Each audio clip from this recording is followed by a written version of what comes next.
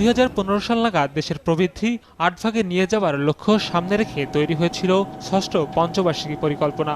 সেই লক্ষ্য অর্জনে এরই মধ্যে পার হয়েছে একটি বছর। এই সময়ে কতটুকু এগিয়েছে বাংলাদেশ? হিসেব বলছে প্রবৃদ্ধির চাকা সচল রাখতে শিল্প বাণিজ্যে যে পরিমাণ বিনিয়োগের দরকার ছিল সেখানে ঘাটতি আছে অনেক। Investment target for financial 12 has been missed. ইনভেস্টমেন্টে ওই যে বললাম যে কিছুটা স্থিতিশীল হয়ে আছে, স্ট্যাগন্যান্ট। সম্পদ সংগ্রহের ক্ষেত্রে কিছু কিছু ক্ষেত্রে ঘাটতি দেখা দিচ্ছে, যেমন বৈদেশিক সম্পদ আহরণের ক্ষেত্রে প্রবণতা ভালো নয়। বিদেশি বিনিয়োগ আকর্ষণের ক্ষেত্রে আমাদের অগ্রগতি ভালো হয়নি, যে আমরা এটাকে। সমস্যা আছে আরও 12টি লক্ষ্য অর্জনের পথেও। তবে আসার কথা, দারিদ্রতা, মাতৃমৃত্যু, শিক্ষাসহ মানব সম্পদের 11টি সূচকে ভালোভাবে এগোচ্ছে বাংলাদেশ।